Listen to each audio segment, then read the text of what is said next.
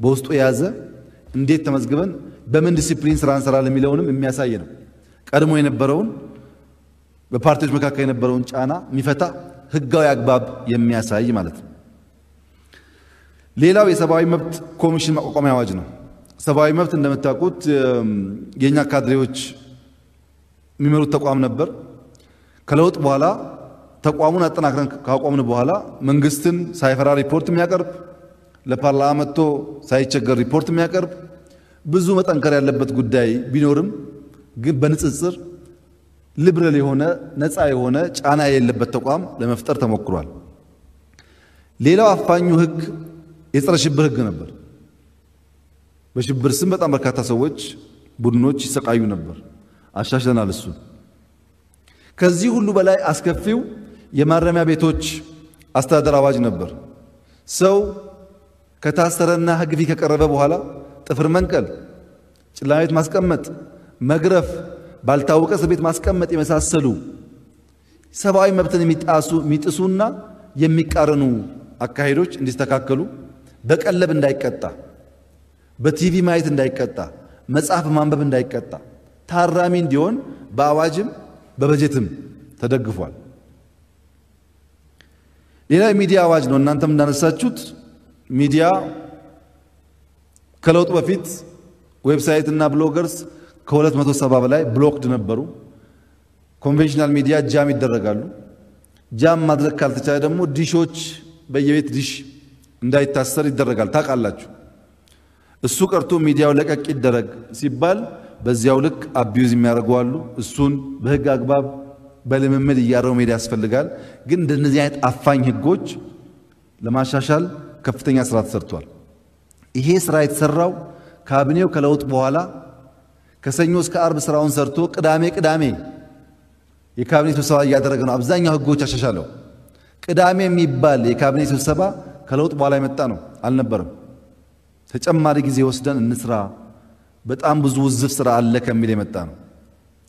ከነዚህ አፋኝ ህጎች ውጪ በኢኮኖሚው ደግሞ የኢንቨስትመንት አዋጅ፣ የንግድ ህግ፣ የካፒታል ገበያ አዋጅ፣ በተለይ ደግሞ የግልግል ዳኝነት አዋጅ።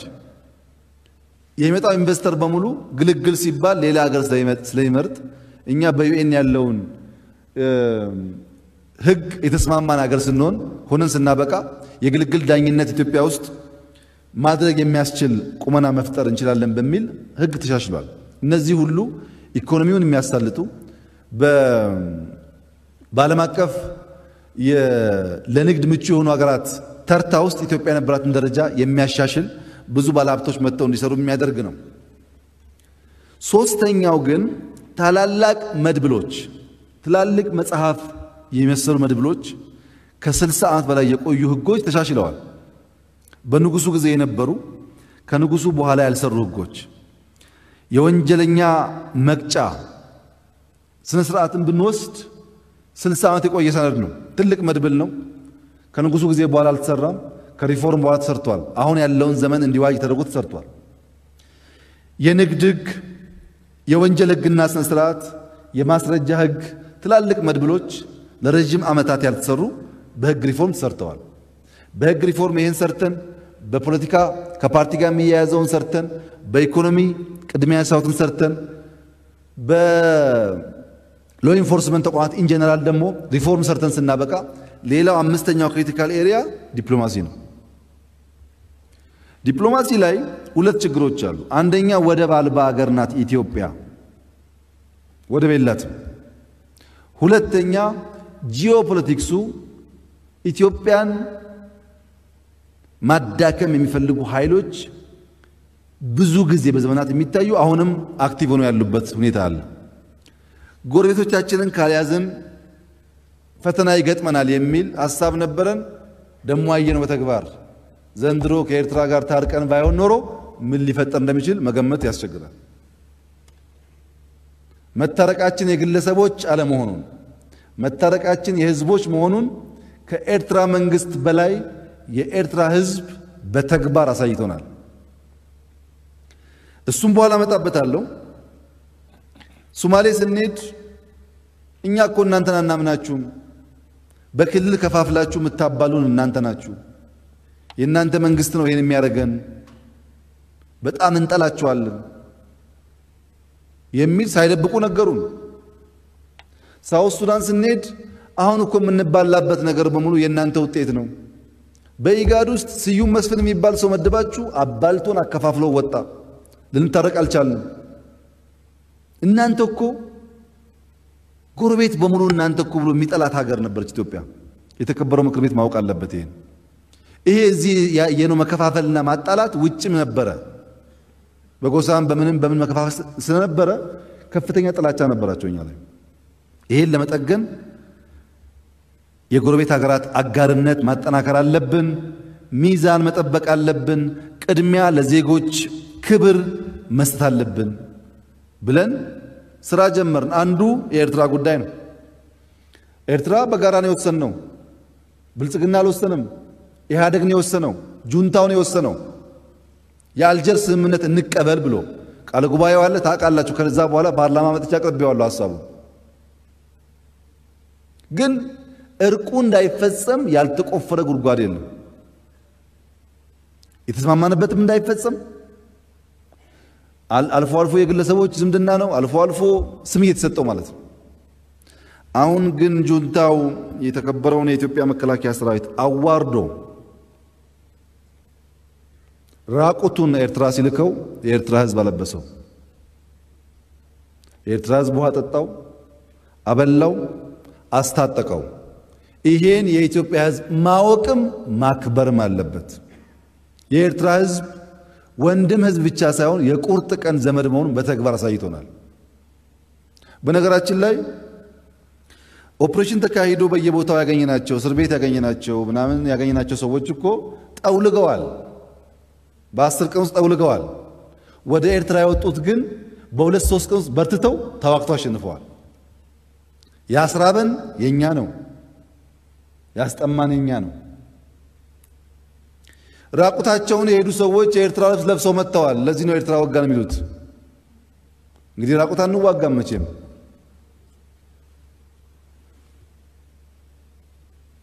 በዚህ ኦፕሬሽን ለኤርትራ ህዝብና መንግስት ለሱዳን ህዝብና መንግስት ለጅቡቲ ህዝብና መንግስት ለሶማሊያ ህዝብና መንግስት ለኬንያ ህዝብና መንግስት ለደቡብ ሱዳን ህዝብና መንግስት ከፍተኛ ምስጋናና ክብር በተከበረው ምክር ቤት ፊት ማቅረብ ፈልጋለሁ ያረዳን የለም ሱዳን እንደተለመደው ከጎናችን ቆማ ከፍተኛ ድጋፍ አድርጋልናለች ኤርትራ ጅቡቲ ኬንያ ሱዳን ሁሉም ጎረቤቶቻችን ያስፈልጉን ነበር ወደፊትም በተከባበረ መንፈስ በወዳጅነት አብረን እንሰራለን ያስፈልጉናል ከዚህ ጋር ተያይዞ የሰሜን እዝ ጥቃት እስካሁን ያለው ዳራ ከገባችሁ የሪፎርም ስብስብነት ያለንበት ፈተና ከገባችሁ የሰሜን እዝ ጥቃት እንዳላችሁትም ድንገት አልተፈጠረም ተሳደቡ መልስ የለም ሻጥር ሰሩ በኢኮኖሚው በመሳሪያው በመናመኑ መልስ የለም በየቦታው አጋደሉ አፋጁ መልስ የለም የጨረቃ ምርጫ ሲያካሂዱ ጠብቀዋል አልወጋናቸውም ዝማል መልስ የለም ብዙ ፖለቲካ ተጫወቱ መልስ የለም ይሄ ሁሉ ሲመራቸው ነው ወደ ውጊያ የገቡት ከዛ በፊት ግን አንደኛ ሰሜን እዝ ማለትና ሌሎች እዞች ሌላው እዝ ተደምሮ ሰሜን እዝን አያክልም ባጭር ቋንቋ በትጥቅም በሁሉ ነገር የኢትዮጵያ የመከላከያ ዲፖ የሚባል እያንዳንዱ ተተኳሽ ያለው ትግራይ ክልል ውስጥ ነው አንድም ጥይት የለም እዚህ ኢትዮጵያ ያላት ሮኬት ሚሳኤል በሙሉ ያለው ትግራይ ክልል ነው ሚሳኤል ላይ የሚጫወቱ ሰዎች በሙሉ አንድ አካባቢ ሰዎች ናቸው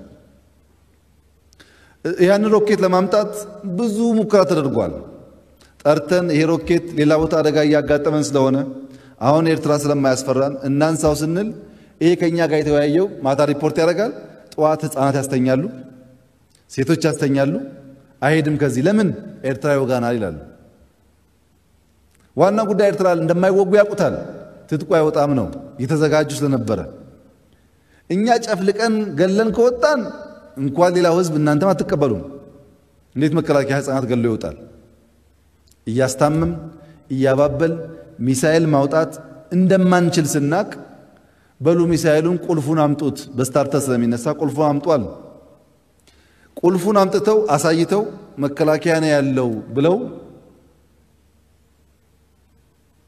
ያስቀመጡ ሰዎች ናቸው ውጊያው ሲፈጠራውን በየቦታው የሚተኮሰው ማለት ነው ሙሉ በሙሉ እዛ ያለው ኃይል በነገራችን ላይ መከላከያ ትጥቁም ስንቁም ሜካናይዝዱም ለአመታት እዛ እንዲከማክ የተደረገበት ምክንያት ይሄ ለውጥ ባይመጣም በሆነ መንገድ የሀገሪቱ አቅም እዛ ብቻ እንዲሆን ታስቦ የተሰራ ነው ምንም ጥርጣሬ ሚስጥርም የለውም ማለት ነው የኢትዮጵያ ታንክ እዛ ነው የኢትዮጵያ መድፍ እዛ ነው የኢትዮጵያ ምናምን ሁሉ እዛ ነው ሌላው ቀርቶ የኢትዮጵያ የነዳጅ ዲፖ እንኳን ትልልቁ እዛ ነው ስለዚህ ሞቢሊቲ የሚባል ነገር አርሚው እንዳይኖረው ያን ሁሉ ገዝተን እንዳንተካ እንዳልኳችሁ ገንዘብ የለም በስፔሻል ፎርስ በኤር ፎርስ እና በሮኬቶች ሰፊ ስራ ተሰርተዋል ከዚህ በላይ ግን ጊዜ ያስፈልገን ነበርኛ እናንተ ዘገያችሁ ያላችሁት ገና ጊዜ ያስፈልገን ነበርኛ እንዳልኳችሁ መከላከያን በሹመት አይቻልም ሻለቃ እንትናን ልክ እንደ ሚኒስትር ዴታ መሾም አይቻልም ካሪየር ነው ይሄንን ካደረጉ በኋላ መስተራዎቻችን እንዳናወጣ ካደረጉ በኋላ ከሁሉ ግን ተስፋ ቆርጠን ዝግጅት እንድናደርግ ያደረገን የበቀደሙ ሳይሆን ሌላ ቦታ ግጭት ገጥሞን በዚያ ደረጃ ሀገራቸውን ይክዳሉ የሚል ግምት ስላልነበረን ግጭቱን ሪፖርት አቅርበን አርሚውና ተጥቁ በተወሰነ ደረጃ ኢትዮጵያን ይከላከል አደጋ ያጋጠመን ነው ስንል በፍጹም አሉ አርሚው ማይሄድም ተጥቁ ማይሄድም አሉ በዛ በኩል ወጓቸው ይያሉ በዚህ በኩል ደግሞ ተጥቁ አይሄድም አሉ ይሄንን ስራ እየሰሩ ቆይተው ነው ጥቅምት 24 ከምሽቱ 5 ሰዓት ተኩል ገደማ እዚህ ያለው ጁንታ ግልገል ጁንታ መገናኛ በጣጥሶ እዛ ያለ መብራት አጥፍቶ ስልክ አጥፍቶ በየቦታው ወታደሩ 50 40 60 ሆኖ ተበታትኖ እርስ በርሱ እንዳይገናኝ እንዳይተጋገዝ ኮሙኒኬሽን አጥፍተውበት በመልሻ ከበው እንቢ ያላቸውን ደግሞ ቄስና ሽማግሌ የላቁ እጅ ስጥ ይያሉ በጣም በኢትዮጵያ ታሪክ ውስጥ ታይቶ የማይታወቅ ግፍ ፈጸሙ ብዙዎቹን አፈኑ ብዙዎቹን ገደሉ የተገደሉት የኛ ወታደር ሄዶ እስከ ቀበራቸው ጊዜ ድረስ ውስጥ እጅና እግራቸው ታስረው ራቁታቸውን ነበሩ በነገራችን ላይ አስክሬን ሬሳ ዘር የለውም ሰው ካለ ብቻ ነው ዘር ያለው ዘር ማለት ቋንቋ ነው ዘር ማለት ባህል ነው ሬሳ ቋንቋ የለውም ባህል የለውም ሲሞት ስብናውን አጥቶ ሬሳ ነው የሚሆነው ሬሳንም ኦሮሞና አማራና ጉራጌነ ብለማሰብ ሰው አይነት አይደለም መግደል ሳይንስ አለ መቅበር በጣም ጸያፍ ነው ያውም ብዙ ያደረገልህን አርሚ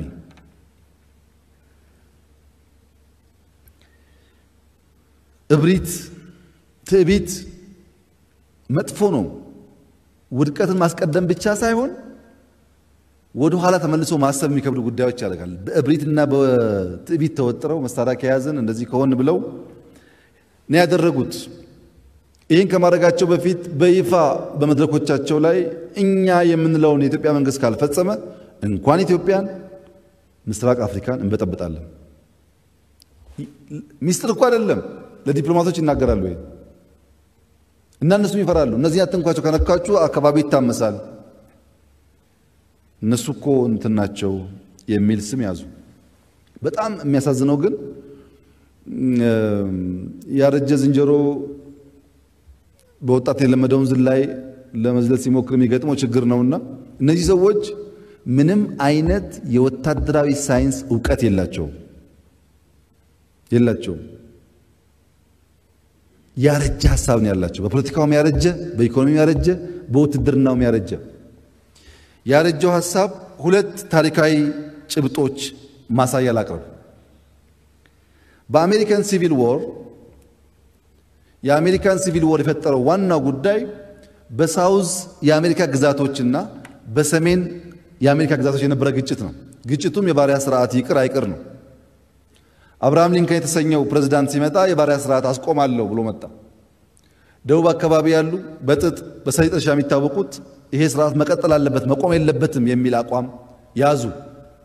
ሲይዙ ጀነራል ጄፈርሰን ዴቪስ የሚባል በአሜሪካን ወር አካዳሚ የተማረ በደቡብ ግዛት አካባቢ ራሱን ቺፍ ኦፍ ስታፍ አድርጎ ደቡቦች ተገንጥለናል ብለው የአብርሃም ሊንከን አስተዳደር አንቀበልም የሚል ዘመቻ አደረጉ። አብርሃም ሊንከን ልክ እንደኛ ለዓመታት ለመነ፣ ታገሰ። ለምኖ ታግሶ በመጨረሻ አንድ ቀን በማታ ልክ እንደዚሁ ነው፣ ዲፈረንስ የለውም። ሳውዝ ካሮላይና የሚባል ግዛት ውስጥ የነበረ ሜካናይዝድ ጦር ሳያስብ ሳይዘጋጅ በሌሊት ገብቶ ጀነራል ዴቪስ ደበደባቸው፣ መሳሪያ ቀማ፣ ነጠቀ። አብርሃም ሊንከን አልተዘጋጀም። ያ ወታደር ነኝ ውትድርናን ከኔ ላይ የሚያውቅ የለም በሚል እብሪት የተወጠረ ሰው ነው። አብርሃም ሊንከን ሚሊሻዎች ጠርቶ የመጀመሪያ የሰራው እነዚህ የደቡብ ግዛቶች ወደ ውጭ የሚሄዱበትን ቦርደር መዝጋት ነበር። እነሱ እንደ አብርሃም እንደ ጄፈርሰን ዴቪስ ሰሜን እዝን ሲያጠቁ እኛ ደግሞ ቶሎ ብለን ቦርደር መዝጋት ላይ የመጀመሪያው ኦፕሬሽን ያካሄድ ነው። ሁለተኛው ታሪክ ከአሜሪካ ሲቪል ዋር ጋር የሚያያዘው እና አሜሪካኖችን በዚሁ አጋጣሚ እናንተን የገጠማችሁ ፈተናን የገጠመን እናንተም ተዋክታችሁ ያውም 3 ዓመት ተኩል ተዋክታችሁ ነው ሳውዝን ከሰሜን ጋር አንድ ያደረጋችሁት። ለምን አንኮንስቲቱሽናል ብላችሁ ህገ መንግስት አይደለም ብላችሁ። እኛም የገጠመን አንድ ነው፣ ጊዜውን የሚለያየው ህገ መንግስት ሰው አጠቃን በ3 ዓመት ሳይሆን በ3 ሳምንት ጨረስ ነው። በዚህ ብትረዱን ጥሩ ነው። በዚሁ አጋጣሚ ሁለተኛው አሜሪካ ጋር የሚያያዘው በሁለተኛ ዓለም ጦርነት ፐርል ሃርበር የሚባል ቦታ ላይ ጃፓን በአሜሪካ ጦር ላይ ልክ እንደዚሁ ሳይታሰብ ድንገተኛ ጥቃት ፈጽሞ የአሜሪካን ጦር መታ፣ የባህር ኃይሉ። ያን የአሜሪካ ፓርላማ ራሱን ለመከላከል ወስኖ ጃፓን ላይ ጦር መሳሪያ ብቻ ሳይሆን የኒውክሌር ቦምብ ተጠቅሞ ያው ጃፓን እንዳልነበረች ሆነች እንደምታውቁት። በነገራችን ላይ በአሜሪካ ሲቪል ዎር የጀነራል ጄፈርሰን ዴቪስ ትቢት ከጦርነቱ በኋላ 20 ዓመት የሳውዝ አሜሪካ ፓርት ራሱን መልሶ መገንባት አልቻለም። 20 ዓመት ሙሉ ወደ ነበረበት ጥፋት ስለነበረ የጃፓኑ ሁለተኛ ዓለም ጦርነት ከተፈጸመ በኋላ ያንን ጦርነት የመራው ጀነራል ማካርቱር ይባላል። ፎርስታ ጀነራል የአሜሪካ ጀነራል ውጊያውን አሸንፎ ሲወጣ በቶኪዮ ውስጥ ሻል ያለው መንደር የአሜሪካ ጦር ሰፈር ብቻ ነበር። ቶኪዮ ፈርሳ ማለት ነው። ከአሜሪካ ካምፕ ውጪ ምንም አይነት መሰረተ ልማት የማይታይባት የወደመች ከተማ ነበረች። በዛ ግን አያበቃም። እስካሁን ድረስ በዚያ ውጊያ ሳቢያ በጉዳዩ ምንም ነገር ዕውቀት የሌላቸው ጄኔሬሽንስ አፍተር ጄኔሬሽን ጃፓን ውስጥ ምን አይነት በሽታ ታቅፈው ሲወለዱ እንደነበር ታውቃላችሁ። ይሄን ታሪክ ያረጀ እሳቤ ይዞ ነው ይህ ስግብግብ ጁንታ የሰሜን ኮማንድ ላይ ጦርነት ያወጀው። ማወጅ አይደለም። አንድ የኛ ሰው አለ እዛ በእኛ ሰው አማካኝነት እንደነገሩን መብረቃዊ ጥቃት ፈጽሜ ሰሜን እዝን በእጅ አድርጌያለሁ ያሉት። የክልሉ መሪዎች እየወጡ ሰሜን እዝ ከኛ ጋር ነው የሚዋጋው ይላሉ። ሰሜን እዝ ማለት 20 ዓመት ከኤርትራ ጋር የተዋጋ ብቻ ሳይሆን 20 ዓመት ተጨማሪ ጥቃት እንዳይፈጸም የተከላከለ ኃይል ነው። ሰሜን እዝ ከነሱ ጋር ከሆነ ምንም ማሰብ አያስፈልግም። ድሮም የተከላከለ ነው፣ ጩኸት አያስፈልግም። እሱን ይዞ መከላከል ትጥቁ ያለው እዛ፣ ሰው ያለው እዛ። በአንድ ሚዲያ ከኛ ጋር ነው፣ ጠዋት ደግሞ ተወጋን የሚገለባበጡ ጉዳዮች አሉ። ንጹሃንን ማስጨረስ አሁን የማይካድራው በምን አማርኛ ይገለጻል? ምንድነው የሚባለው? እነዚህ ሰዎች የታጠቁ እንኳን ቢሆኑ ምናልባት ስም ይሰጠዋል። ምንም የማያውቁ ቀን ሰራተኞች ሰብስበው በቀን ሸቅለው የሚኖሩ ሰዎችን ሰብስበው በላባቸው የሚኖሩ ሰዎች ሰብስበው በጅምላ ማረድ ይሄ የፖለቲካ ሽንፈትና ውድቀት የሞራል ድቀት ካልሆነ በስተቀር ስብዕና አይደለም፣ መጥፎ ድርጊት ነው። በወታደሩም በዜጎቻችንም በነገራችን ላይ በወታደር ብቻ አይደለም።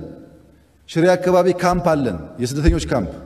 በካምፕም የነበሩ ሌላ ብሔር ተወላጆችን እንዲሁ አፍነው አስረዋቸዋል። በዩኒቨርሲቲ ሰማችሁት ነው ተማሪዎች ያደረጉት።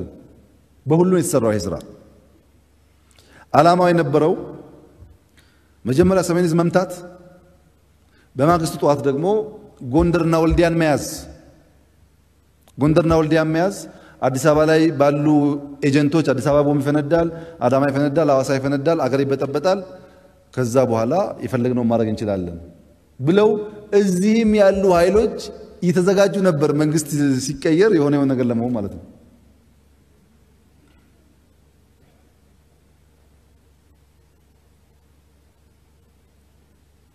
የመጀመሪያው ስራችን ጎንደርና ወልዲያን መያዝ እንዳይቻል ማድረግ ነው። ለዚህም አስቸኳይ ጊዜ አዋጅ በማግስቱ ያው እንደምታውቁት ወጥቶ ሁሉም የታጠቀ ኃይል በአንድ ኮማንድ ስር ሆኖ የኦሮሚያ ልዩ ኃይል በኦሮሚያ አካባቢ ያለው መከላከያ ሙሉ በሙሉ ስለሚወጣ በርካታ ኃይል ስለሚወጣ ያን ሸፍኖ በዛ የመጣውን ጠላት እንዲመክት ሚሽን ተሰጠው። የመከላከያ የኦሮሚያ ልዩ ኃይል ከፍተኛ ውጊያዎች ሲያካሂድ ነበር። ከፍተኛ ጥቃትም አድርሷል እንደምታውቁት። ያ ባይሆን ኖሮ መሀል ሀገር እንታመስ ነበር ማለት ነው።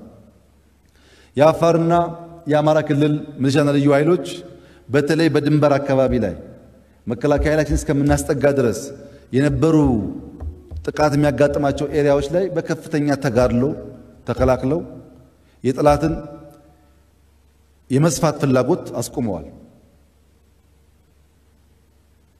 የቤኒሻንጉል ልዩ ኃይልና የፌዴራል ፖሊስ በመተባበር ቤኒሻንጉል አካባቢ ያለውን ስራ እንዲሰሩ የፌዴራል ፖሊስ እዚህ ከተማ ውስጥ ሆኖ በፈንጅ በቦምብ ሊያስተቃዩ የሚያስቡ ሰዎችን ቀን ከሌት ፈትሸው እንዲያስታግዙ ሰፊ ስራ ሰርተዋል። ለነዚህ ሁሉ ከፍተኛ ክብር ያስፈልጋል።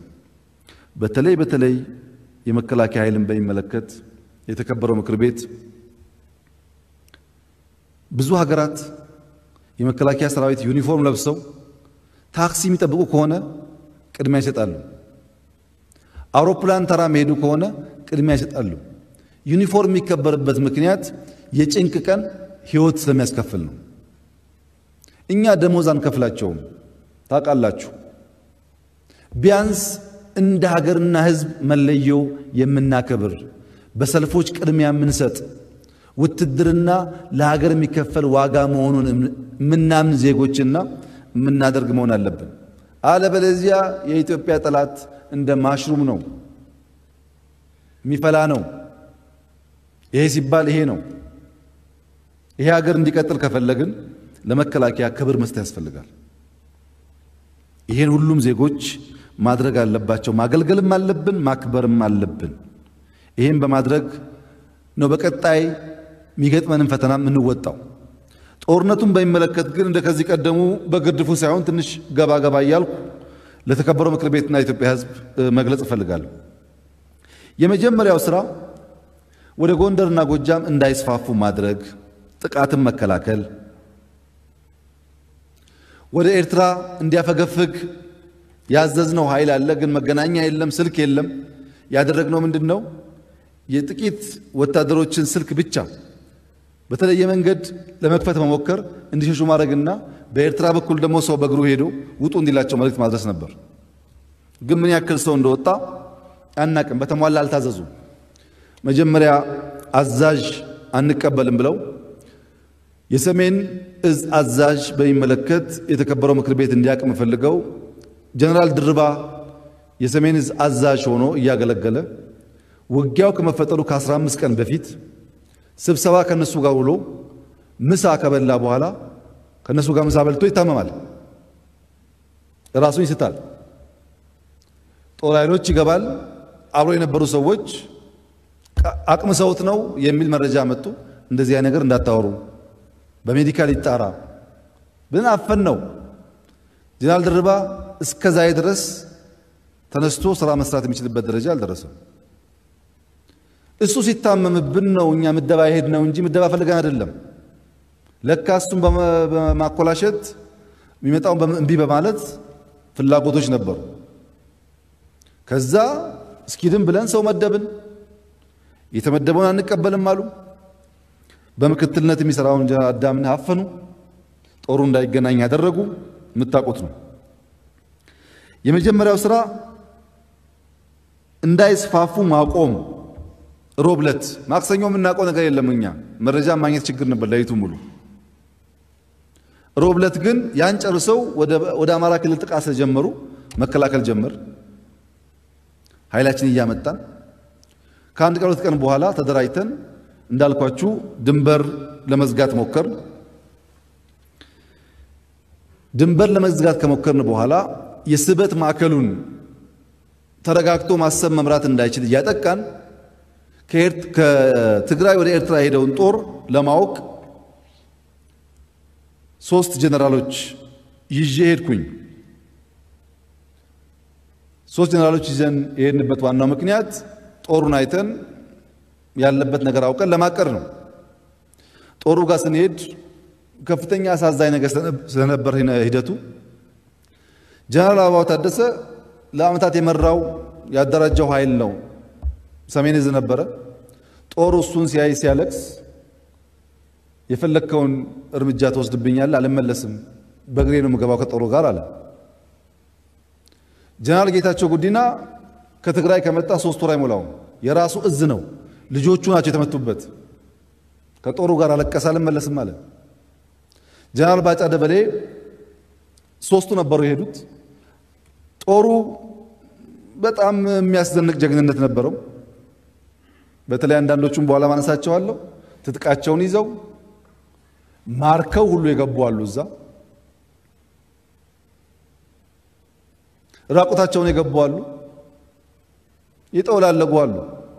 ልመናቸው በፍጥነት ይሄንን ጁንታ ወደ ህግ እናቅርብ፣ እዚህ እንዳታቆዩን የሚል ነበር። በዚህ ምክንያት የሚያስፈልጋቸውን የጎደላቸውን ከለየን በኋላ ምደባ አድርገን አስተካክለን በዛ ሳይድ ጠላት ጥርጣሬም አልነበረውም አፍርሻለሁ ብሎ ስለሚያስብ አመራሮች መድበን በዚህ የማጥቃትና ስበት ማዕከል እያዳከምን እዛ ስንደራጅ ቆየን። ሮኬቱን በሚመለከት ከሮኬት ጋር ቀድሜ እንዳነሳውላችሁ ኢትዮጵያ ያላት ሮኬቶች 100% እዛ ነው ያሉት። ሰዎቹም አንድ አካባቢ ሰዎች ናቸው። ለማውጣት ብዙ ተሞክሯል። አሁን ግን ልክ ሲፈጠር ይሄ ሮኬት አደጋ ያስከትልብናል፣ ያሰጋል፣ መጀመሪያ ሮኬቱ እንዳይጠቀሙበት እናርግ ብለን ስናጣራ 2 መረጃ ነው ያገኘነው። አንደኛው መረጃ መቀሌ ያለው ሮኬት 300 ኪሎ ሜትር ድረስ መጓዝ የሚችለው ሮኬቱ አለ፣ ሮኬቱን የሚያስተኩስ መሳሪያ አለ። ሮኬቱ ያለው ከተማ ውስጥ ነው፣ ማስተኮሻው ወጣ ይላል ትንሽ። ከዛ ዝቅ ያለ አቅም ያለው አድዋ ነው ያለው ሜቴክ ካምፕ ውስጥ። ሁሉም ወታደራዊ ሰዎች እኔም ባለውበት ተወያይተን ተጨቃጭቀንበታል። እንምታው አንምታው የሚል ጉዳይ ጭቅጭቅ ነበር። የተከበረው ምክር ቤት እንዲገነዘብ የምፈልገው መቀሌ ላይ የተከማቸው ሚሳኤል ራሱን መምታት ምናልባት መቀሌ ሊያጠፋው ይችላል፣ ምን እንደሚያስከትል እርግጠኞች አይደለንም የሚል ሐሳብ። አያጠፋውም ቴክኒካሊ የሚሉ አሉ፣ ሊያጠፋው ይችላል የሚል ስጋት ያላቸው ሰዎች አሉ። ሪስክ ነበረው። ማብለያውን ብናጠፋ ይሄ እንዳይሰራ ማድረግ ይቻላል ስለተባለ ማብለያው ከከተማ ውጭ ነው፣ ዜጎቻችን አይጎዱብንም፣ ያ እንዲመታ፣ ከተማ ውስጥ ያለው ግን እንዳይመታ ወሰነ።